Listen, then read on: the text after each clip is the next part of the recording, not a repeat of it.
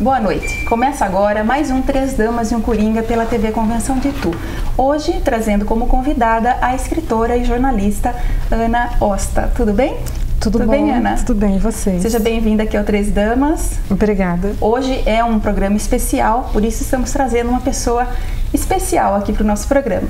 Hoje é um programa especial, né, meninas? Porque hoje estamos comemorando nosso aniversário de Três Damas. São 4 anos que a gente está aqui com você aí de casa, prestigiando Itu, prestigiando as pessoas aqui de Itu e região. E aí, como vocês estão se sentindo? 4 anos especiais. Vale lembrar até o que a gente faz nesses 4 anos, né, menina? É verdade. Vale lembrar, né? Porque não sei se a população não sabe, Ituano não sabe, mas as quartas-feiras são sagradas para as Três Damas. A gente vai pro shopping, a gente se embeleza e depois vem pra cá. Toma um café, Sim. bate papo. Fala um pouco da vida dos outros, não é? Porque isso é exatamente, ninguém é de ferro. A gente põe a nossa conversa em dia. Ou seja, é uma terapia, né, meninas? É a nossa terapia. Mas em fevereiro de 2008, nós fizemos o primeiro Três Damas, que foi com o jornalista José Carlos Rodrigues de Arruda. Então, em 2008, foi a gente começar entrevistando o Roberto Marinho de Itu, né? E também que nós não tínhamos experiência nenhuma com TV. Eu vinha de experiência de jornalismo no Periscópio e em assessoria de imprensa. A Malu em revista, né? Um pouquinho em rádio também. Então a experiência da gente em televisão era zero. Então foi na raça mesmo. Na raça. E a minha também. Com o meu jornal, né? Eu não tinha experiência nenhuma na TV. E foi mesmo com a cara e com a coragem. Literalmente, né? Com a cara e com a coragem. Então nós vamos ver agora um pedacinho daquela primeira entrevista em 2008.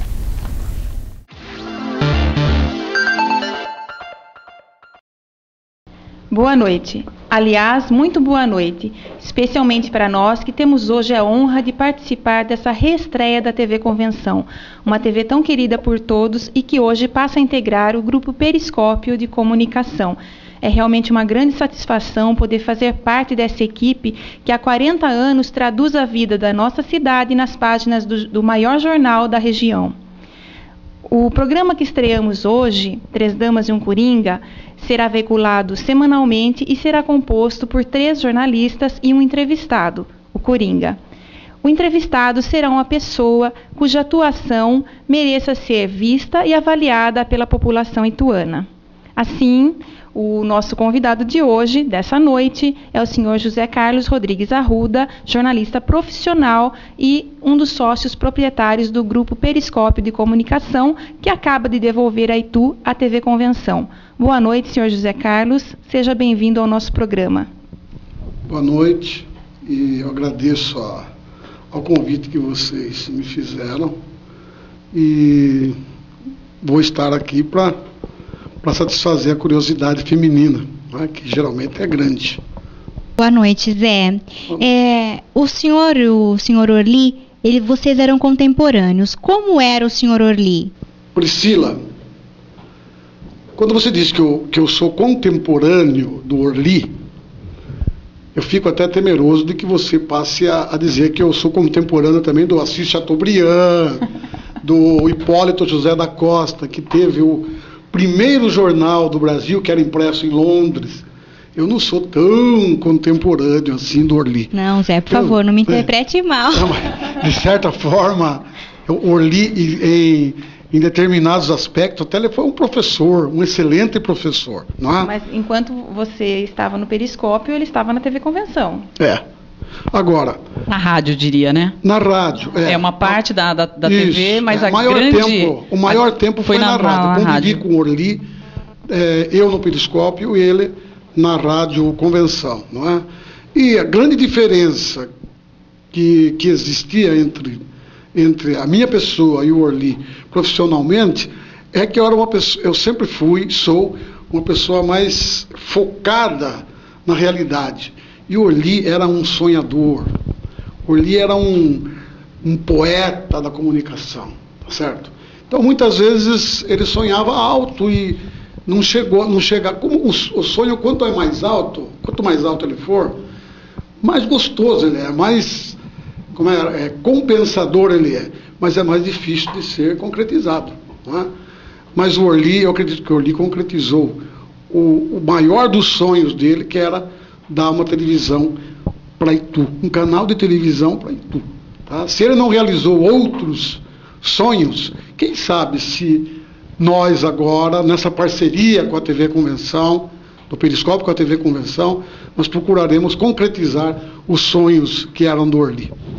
O senhor disse que a TV Convenção, depois do falecimento do senhor Olimar, caiu ideologicamente em mãos inadequadas, né? Daqui para frente, como é que vai ser a ligação da TV Convenção, ou a relação da TV Convenção com os políticos? Olha, na verdade, eu acredito que existem vários tipos de veículos, né, que convivem na mídia. E acho que o objetivo de um é diferente do objetivo de outro. Não é? Assim, o rádio é principalmente quase que mais lazer. Por exemplo, a FM ela é destinada mais à música. A rádio AM, o destino dela é mais para a informação. E a TV e o jornal também diferenciam nisso aí. Enquanto a TV parte para um viés de entretenimento, o jornal impresso parte para uma facção de informação mais séria. Mas isso não significa que a TV se mantenha à parte com a relação à informação. Isso aí inclui os políticos, evidentemente. Agora, qual o posicionamento da TV Convenção? Se depender de nossa direção, e enquanto estiver na nossa direção, será de total independência. Não queremos que a TV seja manipulada por ninguém, e também a TV não quer manipular nenhum político, não quer apadrinhar ninguém. Então, se possível, manter uma relação de respeito de parte a parte. Zé, são muitos anos você à frente do Periscópio, e o Periscópio tem uma história política na cidade, né? Eu queria saber de você, ao longo desses anos todos à frente do Periscópio, como é que você vê o assédio dos candidatos a candidatos e às vezes dos já políticos com mandato? Veja bem, primeiro, é bom que a gente deixe de público, isso é um reconhecimento. Não é o Zé Carlos que está nesses 40 anos à frente do Periscópio sozinho. Tá? Eu tenho dois sócios, o Valdir Dionísio e o Luiz Antônio Mazuco, o Piche, tá? Que sempre trabalharam em conjunto comigo, que são tão importantes quanto eu nessa direção. Às vezes foram e às vezes são mais importantes do que eu. Então, tudo que se viu no Periscópio nesses 40 anos, grande parte se deve, primeiro, às nossas equipes que já passaram pelo jornal, e depois também ao trabalho realizado pelos sócios e a confiança que existe entre nós. Tá? Bom, vocês viram aí como nós estávamos super nervosas, meu cabelo estava super diferente. Mas a voz continua a mesma. Continua. A Mina emprestou o cabelo dela pra mim, né? Porque É verdade, o seu era mais curto. A parte dela, é claro, né? A gente fez uma troca, né? Eu não mudei nada, só fiquei mais linda. Ai, e mais humilde, né? Modesta, E mais modesta também, porque à medida que a gente vai ganhando idade, a gente vai ficando mais modesta mesmo. Ah, sim. E também, ao longo desses 4 anos, a gente foi se descontraindo, porque não sei se vocês viram que nos primeiros programas a gente estava muito nervosa. E o que eram aqueles microfones também, né? Vamos ser honestos aqui, uns microfones enormes que hoje em dia não tem cabimento. Mas, como hoje é um dia especial, a gente queria também agradecer. Primeiramente, agradecer a direção da TV Convenção, que nos confiou esse programa, há 4 anos confiou o Três Damas a Mirna, a Malu e a Priscila, quando a gente não tinha experiência nenhuma. Então, obrigada ao pessoal aqui da TV Convenção. Queríamos também agradecer. A gente também não pode esquecer, né, Minas, de agradecer a nossa equipe, porque a nossa equipe de produção, ela é pequena, mas é muito valente, porque o nosso pessoal é reduzido, mas eles dão conta do recado, toda semana estão aqui com a gente, sempre presente, sempre trocando. Então a gente não pode esquecer de agradecer a Aline, que faz todos os contatos, que contata os nossos entrevistados. Nós não podemos esquecer também o João Vitor, né, o Fernando, o Tiago, o Cassiano. Nós estamos esquecendo de alguém. E agora, meninas? mais recentemente, desde a semana passada, o Rafael. Então, o nosso muito obrigada dos Três Damas pela paciência e também por toda a doação de vocês. E tem mais um agradecimento que a gente precisa fazer. Que é uma lista, mas... É uma lista enorme, mas que é a Xuxa. A Xuxa, minha ídola, minha guru, uma pessoa que eu admiro demais, né? Nós todas admiramos, né? Nossa. E que toda quarta-feira nos recebe com aquele mesmo carinho de 4 anos atrás, não é? No salão dela, no Salão Transforme. E toda a equipe dela, né? Que deixa a gente um pouquinho mais bonitinha na quarta-feira. E vamos agradecer também os nossos convidados, nossos entrevistados, que de 2008 para cá nós entrevistamos mais de 80 pessoas aqui de Itu e de Salto, e todos sempre vêm gratuitamente. Vem, às vezes aguenta muito calor aqui dentro, como é o caso de hoje. Então, nós queríamos agradecer todas as pessoas que passaram por aqui. Alguns, inclusive, passaram 2 vezes aqui, como o Dr. Saf, o Ricardo Vandré, a Miriam Benayon. Então, essas pessoas que vêm graciosamente aqui prestigiar o Três Damas. Mesmo. E esse número de entrevistados só não foi maior porque nós ficamos um longo período afastados, fora do ar. Por quê? Por causa de perseguição política, e essa história todos sabem, todos acompanharam pelos jornais da época, pelo Periscópio, todo mundo acompanhou essa perseguição que nos tirou do ar por um longo tempo. Então, mas nós não estamos aqui para falar de coisas ruins, estamos aqui para falar de coisas boas. E falando de coisas boas, queremos falar aqui, né, nesse programa especial, de pessoas especiais, pessoas que passaram pela nossa vida, marcaram, deixaram saudades, e hoje estamos matando, que é o caso da nossa convidada, a Ana Osta. A Ana, ela foi a pessoa responsável pela entrada de 2 das damas no jornalismo, né? Foi uma pessoa que incentivou pelo menos 2 de nós no jornalismo. Eu estive uma vez na assessoria de imprensa da Prefeitura de Salto, quando a Ana ainda era assessora, e ouvindo as minhas preces, ela me aceitou como estagiária dela. Eu ainda estava no 1º ano de jornalismo. Mas foi ali que eu comecei no jornalismo, fui foca da Ana. Então, já deixo aqui meu agradecimento e quero dizer para você, Ana, que estamos muito felizes de tê-la aqui. E eu, que sou a segunda que iniciou praticamente, né, que começou no jornalismo por conta da presença da Ana, que na minha época era Ana Falsini. Continua. Eu sempre, quando nós temos, felizmente, amigas em comum, não é? E sempre que eu as encontro, eu pergunto, mas e a Ana Falsini? Onde ela anda? E hoje, então, é realmente um prazer enorme receber você aqui e rememorar esse período da minha vida que foi tão importante, que até me emociona, que foi importante para mim. Puxa, eu fico super grata por saber. Foi uma coisa, novidade, eu não tinha essa ideia do quanto a gente, naquele contato que foi breve, naqueles trabalhos de escola que você fez, e mesmo a Mirna, a gente teve um contato até que curto, né, na assessoria, Mas é gratificante saber que eu tive todo esse papel de influenciar na carreira de vocês. Demais, demais. Coisa boa. Eu preciso só contar um episódio que eu tinha 14 anos e eu estava na 8ª série, eu estudava no Paula Santos, em Salto. Eu me lembro. E eu tinha 14 anos e a Ana, não sei, acho que você gostava de mim, porque não tem outra explicação.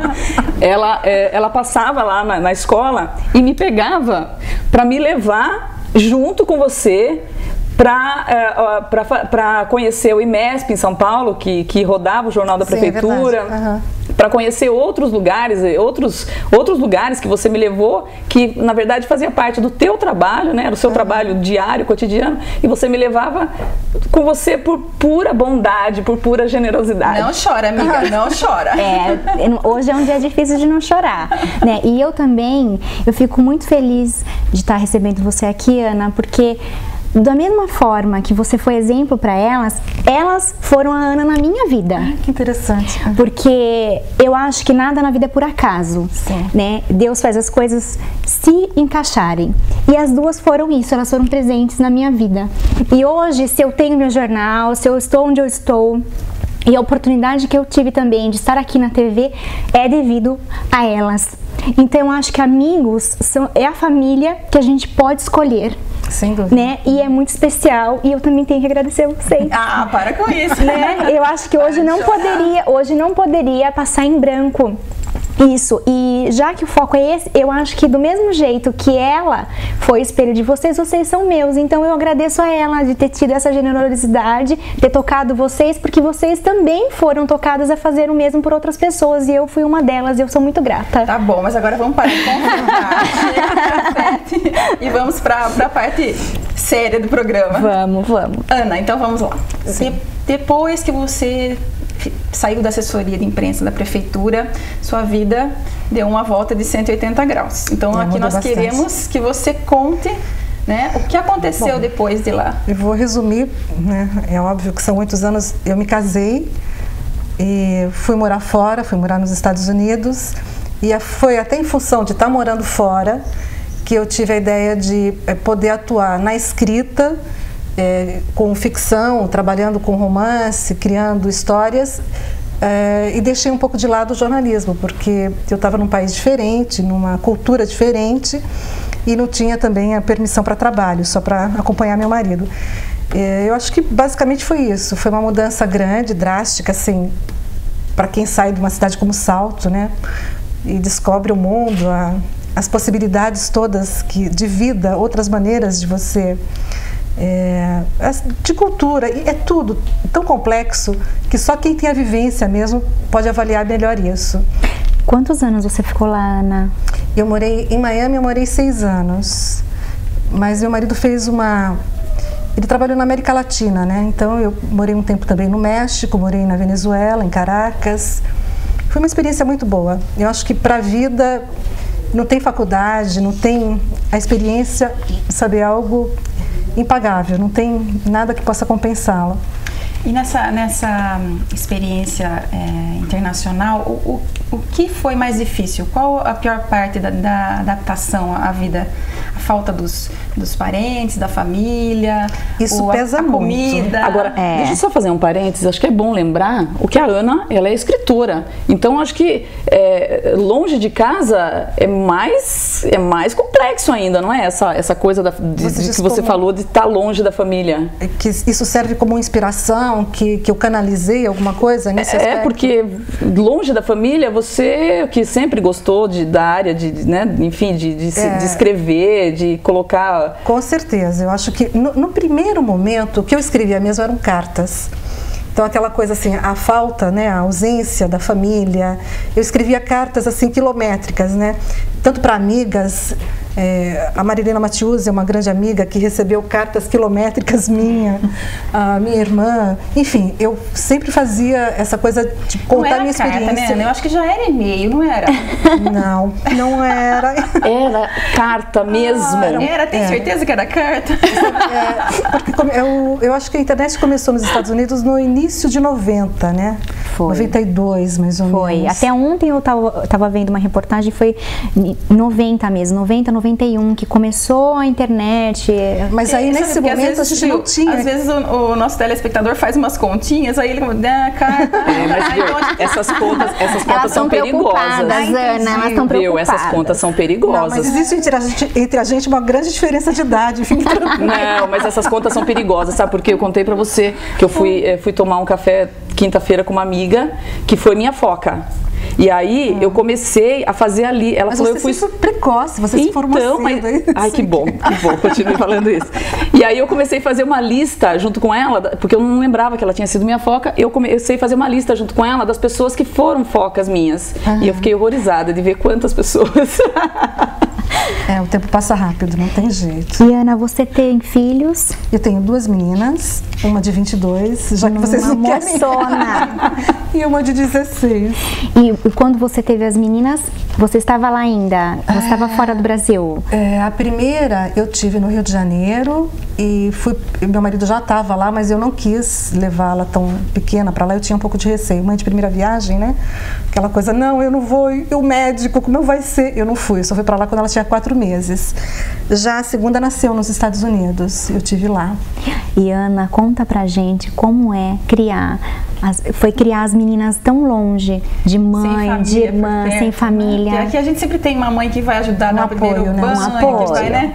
Fica com as meninas ou fica com os filhos para você poder sair e fazer alguma coisa, enquanto você não arranja uma empregada ou uma pessoa de confiança para cuidar. Como foi você lá sozinha com as 2 meninas? E numa cultura tão diferente, né? Muito diferente. Eu fui mãe em tempo integral, né? E com a mais velha até foi uma coisa assim, eu não ia para lugar nenhum sem ela. Nos Estados Unidos você tem essa possibilidade, você pode ir ao cinema levando o bebê, você não tem restrição, você vai onde você quiser com o teu filho, né? Então eu fazia tudo, absolutamente tudo com a minha filha mais velha. E mesmo quando eu morei no México, que é um lugar onde você pode dizer, não, lá você tinha condição de ter funcionário e tudo, eu tinha muito medo, porque eu estava num país estranho, a gente ouve 1000 histórias em relação a essa coisa de sequestros, então eu não deixava, eu preferia perder o programa, como perdi vários, viagens, se eu ia para algum local. Eu me lembro que quando a gente foi para Cancún, foi a primeira vez que eu estive em Cancún, eu tive essa coisa, eu tive que escolher. Nós estávamos bem no dia do equinócio, que é um dia especial para quem vai para Cancún, né? E eu tinha que deixar minha filha e seguir até um local distante, deixar minha filha no hotel com babysitter, não era sozinha. Mas eu falei, não, eu perco o equinócio, não quero ver nenhuma pirâmide, mas fiquei com a minha filha no hotel. Então eu fiz essa escolha. Foi uma coisa assim, eu me sentia bem também fazendo isso, né? Eu acho que a gente tem tempo para compensar. Eu posso ir uma outra vez para Cancún, no equinócio, e ver a sombra da serpente. Rápido, né? Ô, Ana, e o retorno? Como é que foi o retorno para o Brasil e retomar toda a sua vida? Claro, os amigos sempre de braços abertos, a família também. Mas como é que foi retomar a sua carreira aqui? Olha, eu acho que o retorno foi mágico. Eu digo assim, eu vim, na verdade, nós viemos para o Brasil, meu marido ainda era ligado à empresa nos Estados Unidos, nós viemos por 2 anos. E ele tinha o compromisso moral de ficar um só. Então eu vim de férias para o Brasil. No primeiro momento, quando eu cheguei, era assim, eu quero rever todo mundo, quero fazer 1000 programas. E nesse contato, nessa coisa de eu me descobri, sabe aquela coisa que quando eu morava em Salto, eu não dava o valor que a gente, né, você tem todo dia, então você não valoriza. Que é você se sentir em casa.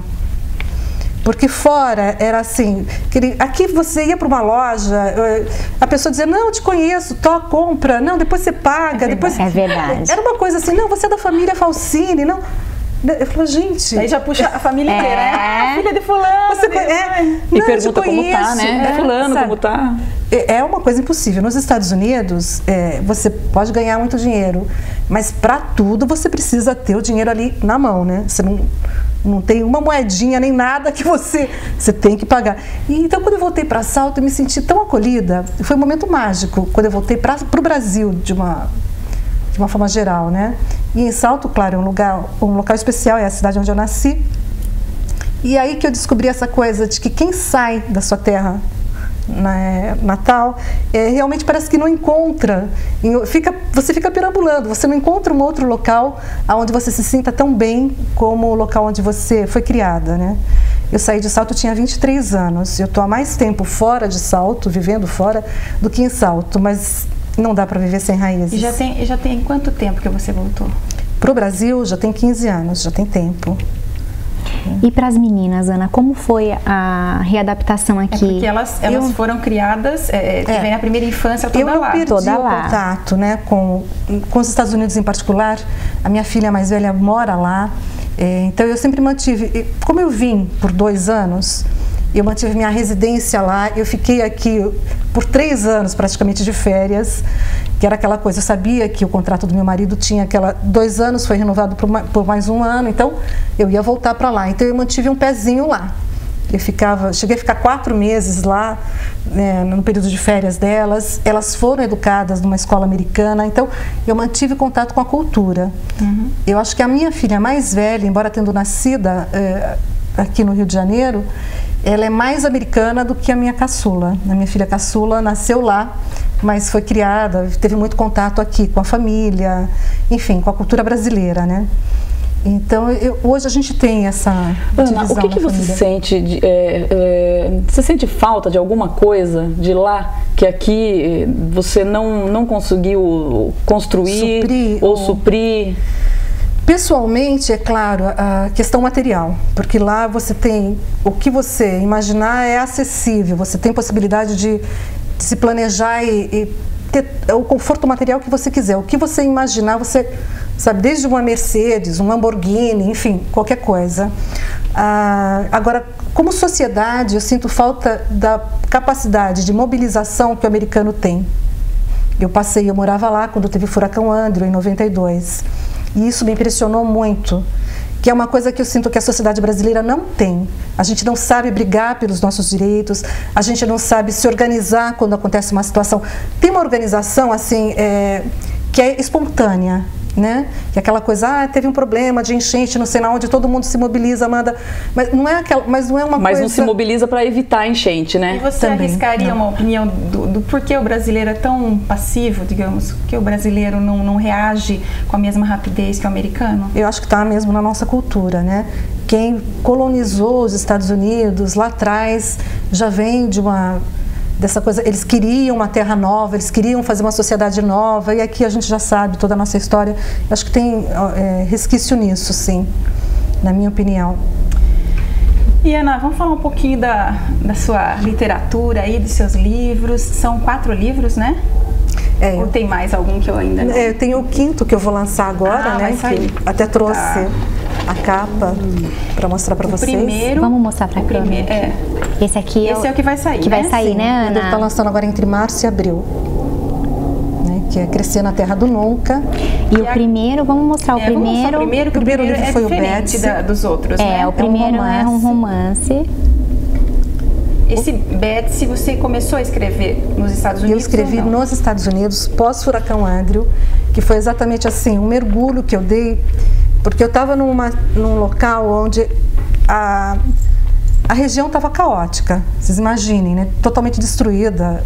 O furacão foi um furacão imenso, aquela coisa assim de 20 anos que não havia. Então, eu estava no caos. Quando eu resolvi escrever a história da Betsy, foi assim, eu queria sair daquele cenário e me imaginei numa realidade diferente. Então, em 15 dias, eu sentei e coloquei o essencial, assim, a base do livro. Depois, como todo mundo sabe, né, não basta a inspiração, tem a transpiração. Eu lapidei a história muitas vezes, né? Isso já aqui no Brasil, isso depois. Mas no primeiro momento eu queria mesmo era dar um mergulho numa realidade diferente, ficcional, fora daquela destruição onde eu estava inserida. E esse romance, eu queria que você falasse um pouquinho, um resuminho da história da Betsy aí. Dizem que todo o primeiro romance é autobiográfico. Era uma coisa assim, eu quando comecei a escrever, eu tinha essa consciência de que eu não ia poder escrever nada que não tivesse alguma coisa a ver comigo. Então, essa consciência fazia com que eu, em determinadas situações, quisesse mostrar algo bem diferente daquilo que eu tinha vivido. Mas se trata basicamente da relação de uma pessoa, de uma moça, de uma jovem, com o seu pai, né? E, então aí eu pensei histórias de pessoas que eu conhecia, de vivência, quando a minha tia, quando faleceu uma tia minha, como tinha sido, e eu fui buscando essas histórias e fui elaborando o romance Betsy. Uma outra coisa também que eu queria fazer, isso foi proposital na história, eu fiz em 3 tempos, como se fossem 3 histórias independentes. Então, se você quiser ler só um, você segue naquele tempo, né, o passado, ou o futuro, ou o presente, é uma história só, né? Então foram coisinhas assim, foi uma primeira tentativa, eu não tinha ideia de que seria um romance, né? Era mais um desafio de poder me inserir numa outra realidade e acabou saindo, eu achei que uma história interessante, porque mostra a realidade tanto lá nos Estados Unidos, porque ele passa lá no Rio de Janeiro, né? Foi uma outra cidade onde eu também morei. Então, basicamente, acho que seria isso. E ele tem uma apresentação de peso aí, né? Pois é. Na verdade, eu costumo dizer que quando eu fiz o livro, lapidei, né, eu ainda não tinha uma consciência assim, quero ser escritora, quero ser romancista, até que o livro acabou caindo nas mãos da Raquel de Queiroz. E ela me fez um prefácio. Como que foi isso? Caiu nas mãos da Raquel de Queiroz? Caiu gente. Conta um pouquinho dessa história. Como é que foi a sua relação com ela? Então, isso já foi anterior à minha ida para os Estados Unidos. Eu tive um contato com ela no Rio de Janeiro. Aquelas coincidências, vocês acabaram de falar que nada é por acaso, né? A irmã da Raquel de Queiroz morava no mesmo prédio de uma amiga minha. Então, assim, eu conheci a irmã da Raquel de Queiroz e a Raquel vivia visitando a irmã, então a gente se encontrava muitas vezes no elevador e essa minha amiga disse para a Raquel que eu escrevia. Nesse primeiro momento, quando a gente se conheceu, foi antes de eu viajar, antes de eu escrever Betsy. Era uma época que eu ainda me dedicava mais à poesia, crônicas. Eu até fiquei toda vexada quando isso foi dito para a Raquel de Queiroz. Eu falei, não, apresentar o meu trabalho, né, para uma pessoa com o gabarito dela, eu tinha vergonha. E aí, na volta ao Brasil, já com a história de Betsy, um sobrinho da Raquel falou, não, eu vou apresentar o livro para a Raquel. Então foi assim que o livro chegou nas mãos da Raquel de Queiroz, né? Não foi uma coisa, eu nem imaginei que ela pudesse ler. Para mim era um sonho isso. Muito legal. Foi muito interessante. E Ana, depois do Betsy, você mudou um pouco de público, né? Foi mais para o público infanto-juvenil. Em consequência, acho que do fato de eu ser mãe, né? Porque eu imagino que era assim, histórias que eu contava para as minhas filhas, coisas que eu vivia com elas, que me forçaram a... Mas a gente vai falar desse assunto no próximo bloco. Até daqui a pouco.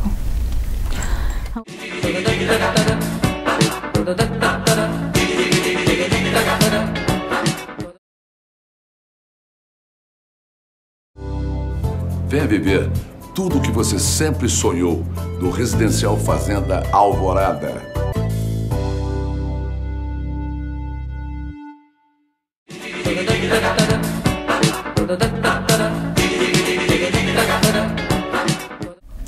De volta com Três Damas, hoje recebendo a nossa convidada especial, Ana Osta, que é escritora e jornalista. No primeiro bloco, ela falou um pouco sobre o primeiro romance que ela escreveu, que foi Betsy, que foi voltado para o público adulto, e agora ela vai falar com a gente um pouquinho sobre os livros que ela fez depois do Betsy, que são voltados para o público infanto-juvenil. Ana, como é que foi essa virada aí? Fala mais um pouquinho pra gente como é que foi essa virada de público e como é que começou a nascer as historinhas aí que você está colocando em livros.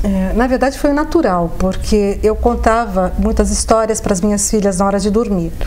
E, obviamente, eu não conseguia repetir uma história, eu tinha que inventar, eu tinha que criar uma história para elas. E aí, com isso, teve um dia que eu decidi anotar, sabe essa coisa de passa um mês e a criança pede, me conta aquela história. Ai, meu pai, como é que era mesmo? Não lembrava. E o duro é que a criança lembra, né? Toda mãe passa por isso. Eu mudava algum detalhe e elas me corrigiam. Não, mas espera aí, não era assim. Era... Não, eu acho que eu vou começar a anotar, porque então eu comecei a escrever essas histórias para contar para as minhas filhas. E aí eu tinha registrado para facilitar a minha lembrança na hora de retornar aquela história, né? De repetir aquela história. E com isso acabou acontecendo um episódio real, um fato que marcou, assim, sobretudo a minha filha mais velha. E eu escrevi a história do Peninha, que é baseado realmente num acontecimento, né? Que foi o primeiro livro não o primeiro livro que eu escrevi infanto-juvenil, né? Mas o primeiro que eu publiquei. Ah, tá. Né? Porque que mesmo podemos mostrar claro, aqui? É o Filhote de Curruíra, né? Olha aqui, pessoal. A Priscila é nossa mostradora oficial. Eu tenho esse Garota cargo. propaganda, né? Eu tenho esse cargo, é ótimo. Que ela está com as unhas sempre bem feitas, que é para fazer esse... Não exagera, porque no próximo programa eles vão reparar e se não tiver bem feita, não vai dar. Então vamos lá, falar do Peninha. Então, o Peninha foi um fato que aconteceu com a minha filha mais velha. Essa mesma menina, quando ela tinha, eu acho que 9, ela tinha 12 anos, ela começou a participar de um projeto na escola de realfabetização. Eu moro em São Paulo e moro próximo da favela Paraisópolis, né? E a escola dela fazia esse trabalho com a Paraisópolis. E um dia ela chegou em casa assim: mãe, eu preciso ensinar uma menina que já era repetente da primeira série e não consigo, ela não sabe ler. E nós duas juntas começamos a desenvolver o que eu publiquei. Foi o Mutirão das Letrinhas, foi o segundo livro, né? Ai, que bacana. Por favor, Priscila. Que é um livro assim, que também busca que a criança possa escrever no livro. Porque essa coisa assim, as mães, os pais querem incentivar que as crianças gostem de ler. Mas aí você compra um livro e fala: não rasga o livro, né? Não risca. Cuidado na hora de virar a página. Quer dizer, não o brinquedo que você dá para o filho pode fazer o que quiser, cortar cabelo, arrancar a cabeça, tirar a roda, enfim. Mas e o livro, né? Dói. A tia que dá um presente, que dá livro pro sobrinho, o sobrinho picota, então, tudo dói. Mas, ou seja, a relação da criança com o livro, ela tem que ser essa relação integral, né? De poder manipular, né? De poder. Pois é. Então o Mutirão partiu também desse princípio de que a criança pudesse escrever, pudesse pintar historinha, ou seja... Mas e também a criança vai se identificar, porque se ela pinta, com certeza ela fez a pintura, ela escreveu com a letrinha dela. E tem o prazer de estar manuseando. Muitos adultos costumam ler e fazer anotações. Exatamente, eu gosto também de fazer anotações. Eu faço isso. Fica personalizado. Como leitor, a gente tem essa liberdade de escrever, de alterar até alguma coisa que o escritor ali, né, anotou, sei lá. Mas a criança não pode. A criança tem que manter o livro impecável, né? Aí a relação fica difícil, ela gostar do livro como... Esse foi o segundo, Ana? Foi. O Mutirão foi o segundo livro. Tá. E para minha filha poder participar, levar esse... Ela levou, a gente imprimiu em casa a historinha, ela levou e trabalhou com essa menina, que conseguiu ser alfabetizada, assim, né? E aí eu falei, não, agora eu quero coroar esse trabalho todo da minha filha em realfabetizar a menina, publicando o livro. Então, foi por isso que eu publiquei o segundo. Legal. Muito bonito. Muito belo, muito bonito isso, né? Porque tem também um cunho social, assim, por trás, né? Eu tenho amigas que gostam de fazer trabalhos em orfanatos, em asilo. Eu sempre que penso, assim, o que eu poderia fazer? Para mim, me vem a escrita. Então, eu acho que fazer esse tipo de trabalho, até doar o livro para instituições, para creches, eu tenho um trabalho assim de poder, eu distribuo os meus livros para uma creche em São Paulo, é exatamente um trabalho social da minha parte, né? Com certeza. E o terceiro? A Elefoa. Então, o terceiro livro, que é o Elefoa, Priscila, também é uma história real que aconteceu com a minha filha caçula. É baseado num fato real, né? E eu já tinha feito o primeiro, baseado numa história real da mais velha. Aí eu achei que a segunda também merecia que eu coroasse a história dela, toda a situação que ela vivenciou. Se eu fosse sua filha, eu também ia ficar com ciúmes. Pois claro. Eu ia. Tem que fazer para outra. Eu também ia querer uma história. Mas, Ana, como é que é a história do Elefoa? Então, a história do Elefoa é... É do Elefoa? Da Elefoa. Do livro Elefoa, desculpa. É do Elefoa, do livro. Do livro, a minha filha, na aula de português, ela estuda, como eu disse, numa escola americana.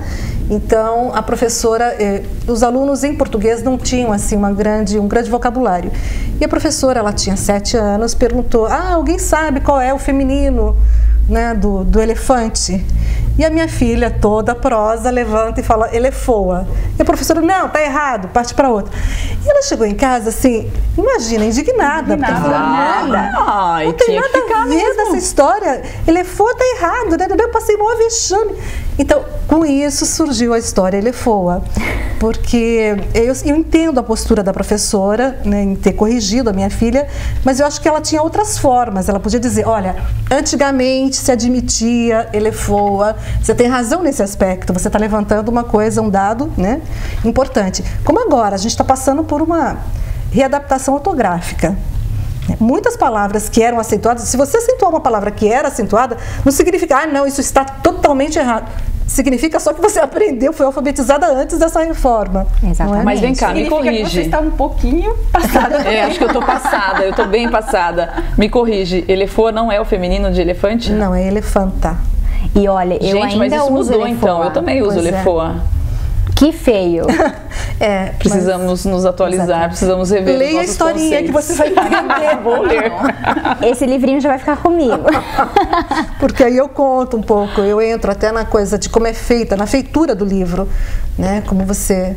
Então achei que ficou interessante. Mas é muito legal você transformar uma história, um episódio, né, que aconteceu na vida da sua filha. Fazer do limão uma limonada. Exatamente, é isso mesmo, fazer do limão uma limonada. E tem um que está aí no então, que tá é no o forno, prelo. tá no Que é o forno. Na Terra do Que Nunca. você já mostrou no primeiro bloco, né? Que Mas vamos é a falar dele de capa. novo. Esse daqui não foi o seu marido que te inspirou? Não, esse fui eu mesma. Partiu de um questionamento, assim, refletindo sobre a vida, aquela coisa, o que eu gostaria de ter sabido quando eu era menina, e se eu tivesse sabido, se eu soubesse aquilo, teria feito com que a minha vida fosse mais fácil. Nossa, Então, mas isso... Foi uma reflexão, uma autorreflexão, né? Isso aqui Todos. A gente precisa ler esse livro urgente. Urgente. Ana. Quando é que vai estar na prateleira para a gente comprar? Eu devo fazer um lançamento entre março e abril. Eu ainda não determinei uma data, mas é para breve. E tu vai ter a honra de receber o lançamento, de ser agraciada com o lançamento do seu livro? Vamos programar alguma coisa aqui para Itu, para a região, né? Porque essa história é bem interessante, né? Esse enfoque. Você está vendo que não é só o público infanto-juvenil que está interessado, né? E também aí, nesse livro, eu tive cuidado, como no Betsy, porque embora fosse uma autorreflexão, aquela coisa de você se questionar, puxa, o que eu teria facilitado a minha vida, né, se eu soubesse lá atrás?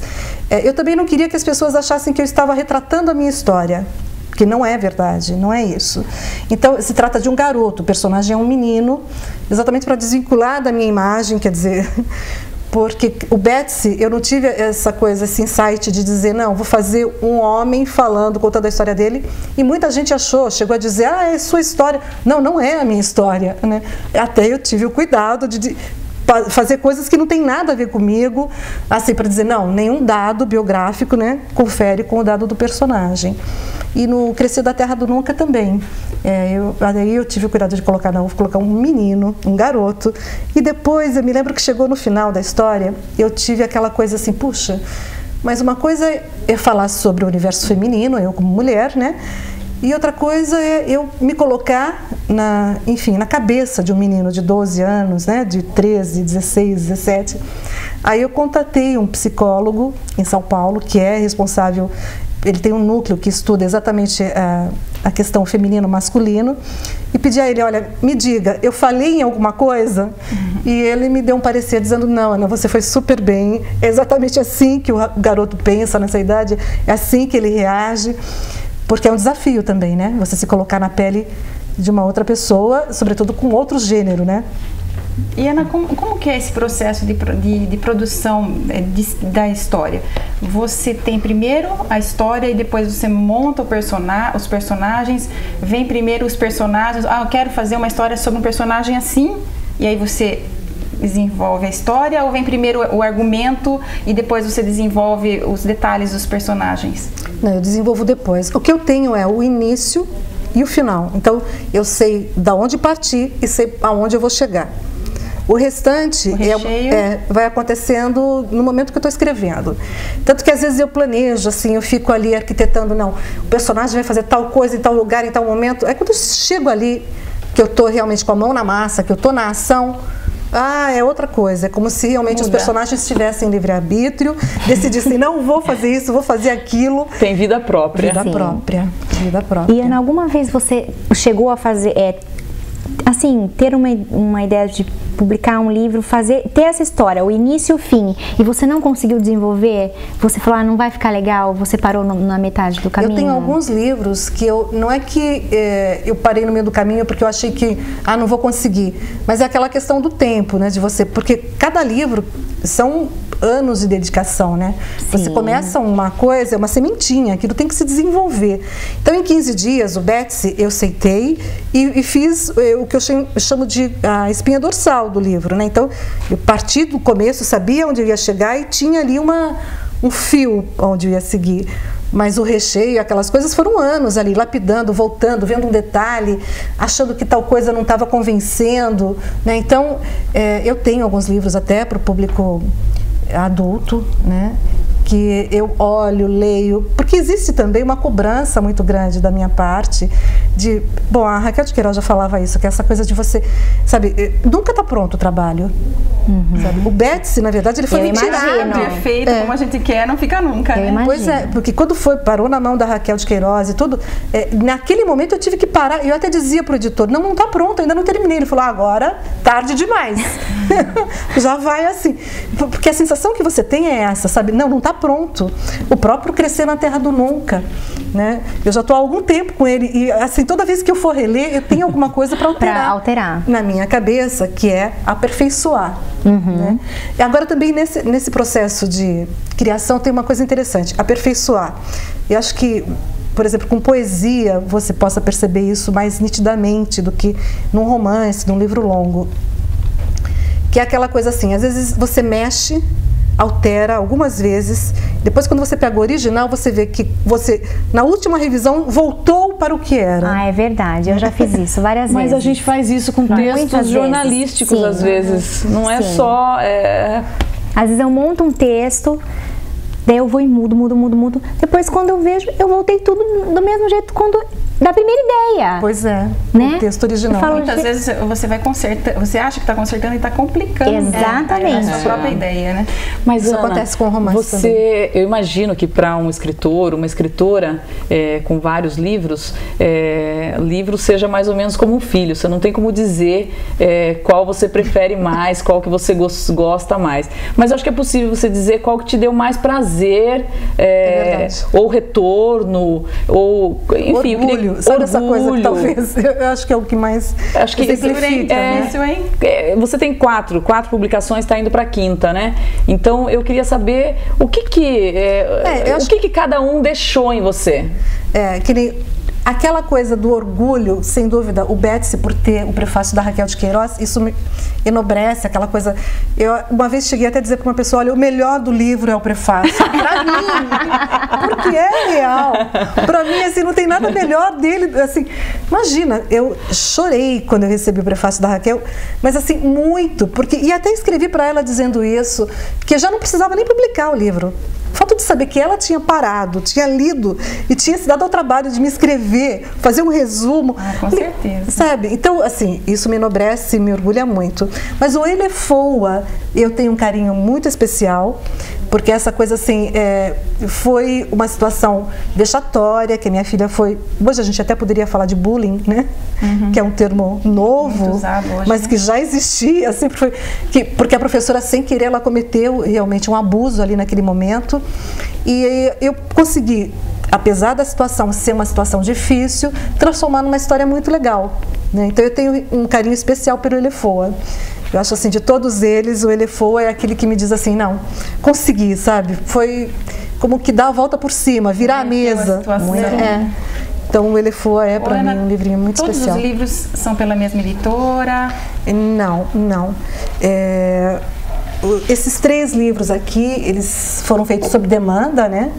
A editora Escortece, e o Betsy é a Codex, é uma editora. E o que está no forno. Alfaiatear vai ser uma editora nova que eu estou trazendo agora, Tá. o selo. Então, Mas... nós gostaríamos que você falasse um pouco, né, sobre como que as pessoas podem fazer, se tem interesse em publicar um livro. O livro, né? Sob Demanda, foi uma coisa assim, uma descoberta para mim. E ao mesmo tempo, como diria Raquel de Queiroz, é uma coisa muito antiga que se diz moderna, porque a própria Raquel de Queiroz, o primeiro livro dela foi feito, a família que bancou, muitos outros, né, escritores, Machado de Assis, outro dia eu estava lendo, que ele também publicava os livros dele.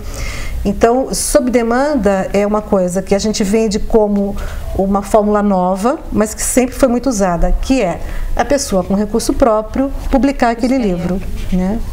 Então, essa Escortece é uma editora conhecida, que quando eu descobri que ela oferecia esse serviço, eu pesquisei várias, eu achei que ela tinha uma qualidade que me agradava e acabei optando por ela, pela Escortece.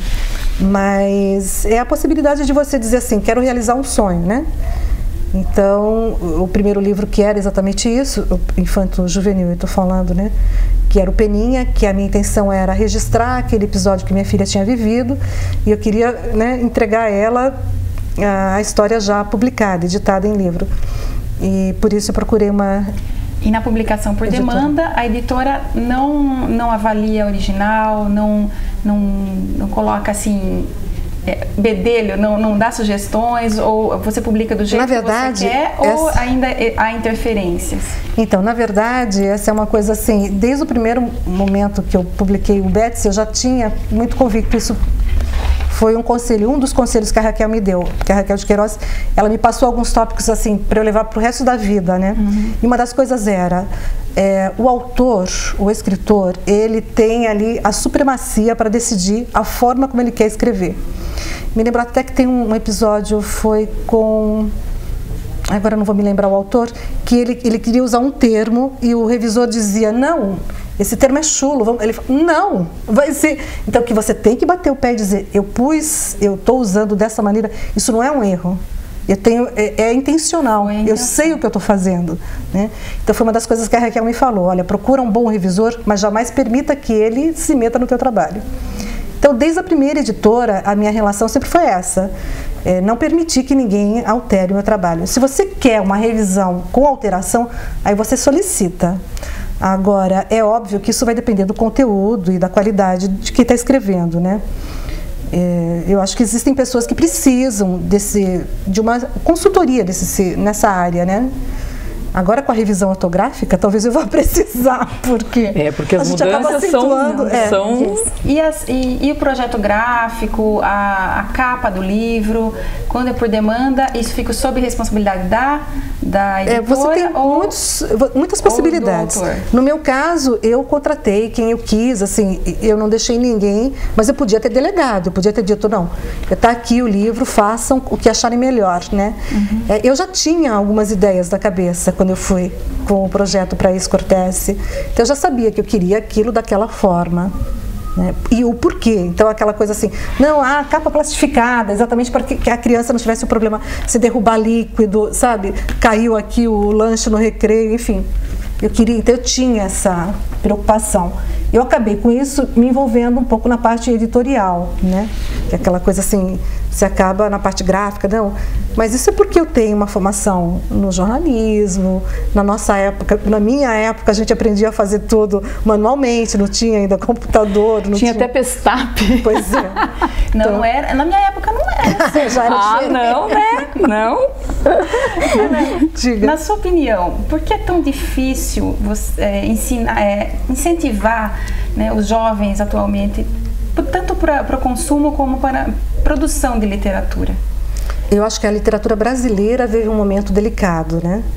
A gente acaba, as grandes editoras, as que têm assim condições de investir, acabam investindo naquele projeto que já é lucro certo, que deu sucesso em tal lugar, então há uma massificação, é muito autor americano, enfim, de outros países, e a própria literatura brasileira está sendo deixada de lado. Eu acho isso assim uma preocupação para mim, eu acho preocupante, porque a literatura tem que ser regional. Como foi? A Raquel de Queiroz estourou exatamente por tratar de uma literatura regional. Ela falava como era que se vivia naquele momento, naquela época, naquele lugar. Então, eu acho lamentável. Eu acho que não é nenhuma questão de não ter incentivo o jovem. Eu acho que é uma falta de foco das editoras grandes em investir em autores novos, jovens, brasileiros, com tema brasileiro, com, sabe, a nossa realidade, falando aqui sobre sobre a TV Convenção, falando sobre coisas que a gente vive. Né? É, pura verdade. Agora, Ana, transportando um pouco agora assim pro dia a dia, pro prático, a gente sabe que você incentiva, aliás, você incentivou nós, se você fez conosco, você continua fazendo aí no decorrer da vida, né? E a gente sabe que você incentiva novos autores e você tem um projeto novo para que isso aconteça. Você pode falar um pouquinho pra gente sobre isso? O projeto não é novo, né? Eu incentivo, desde quando eu comecei a publicar os meus livros, que eu vi que isso podia ser um canal, assim, uma coisa viável, né? Que era essa coisa, alguém escreveu um livro, mas não tem condições de publicar, sabe? Então é um trabalho meio de mecenas que eu acabo fazendo com alguns autores, com pessoas que eu valorizo, né? E sempre tive como sonho ter uma coisa bem assim, eu acabei de falar de literatura regional, que seria uma editora assim, local, aqui na região, alguma coisa que pudesse dar foco. E cada vez mais a minha intenção é me tornar cliente de editoras aqui da região, sabe? Que é poder valorizar escritores locais com histórias nossas, né? E tá ajudando, reeducando, né? Até nossos conterrâneos aqui da cidade, tudo também tá lendo, tá valorizando a nossa literatura. Eu acho que muito triste, tá ligado, mesmo. Sim, a baixar a autoestima, na minha opinião. Eu também acho. Porque a gente tem que ter orgulho daquilo que é, sabe? Daquilo que você viveu, daquilo que você vive, do seu dia a dia. A gente tem que mostrar isso com orgulho. É como você falou no primeiro bloco, né, Ana? Você saiu da sua terra natal e quando você voltou, você conseguiu sentir isso, valorizar. E nós brasileiros, nós não temos isso, esse valor. É verdade. Ana, uma curiosidade. Diga. Quem é o seu autor predileto aí, hoje na atualidade? Brasileiro ou... Os dois. Não, brasileiro, eu já sei qual vai ser a resposta. É mesmo? É porque eu acho aí que é uma troca de carinhos, né? Raquel de Queiroz, com certeza. É verdade. Ingenuidade minha fazer essa pergunta, né? Então, estrangeiro. Mas tem uma pessoa que eu gostaria de lembrar que faleceu recentemente, que é o Bartolomeu Queiroz. Ele escreveu um livro que eu amo, assim, de paixão. Acho que o nome dele completo é Bartolomeu de Campos Queiroz. Ele escreveu um livro que ele mostra a relação do avô com o neto, em nome do pai, né? Da parte do pai, acho que é esse o nome do livro. Esse autor, assim, ele é fantástico. Não foi nada divulgado, assim, no Brasil, não teve a divulgação que merecia. Ele tem uma escrita precisa, profunda, é uma coisa assim, é meu livro de cabeceira. Eu tenho esse livro. Quando eu comprei, eu não consegui comprar um livro, eu comprei 4. Né? Eu acabei dando 2, tenho 2 lá comigo. De vez em quando eu vou lá do... Então, internacional, Ana? Tolstói. Tolstói. Que é uma coisa assim, Guerra e Paz. E olha, Ana Karenina, não dá pra... Infelizmente, essa foi a última pergunta que a gente fez pra você, porque não vai dar mais tempo. Pena. Infelizmente. Gente que tem bom papo é assim, né? O programa passa muito rápido, parece que a gente tá em casa aqui conversando com você. Obrigada mesmo. Ana, leve aqui o nosso carinho, nossos votos de sucesso, de contínuo sucesso aí na sua carreira aí literária, e saiba que a gente está sempre acompanhando aí a sua carreira. Muito obrigada. Tá bom? E como você está longe, sempre perguntando de você, né? Como você está longe, não é? A gente sempre fica... Quando você estiver aqui em Salto e quiser voltar aqui ao programa, só dá uma ligadinha. Eu já aceito o convite. Bom, meninas, boa noite a todos. Boa noite a você que nos acompanhou aqui pela TV Convenção, nesse programa especial de aniversário de 4 anos do Três Damas. Até semana que vem. Beijo. Thank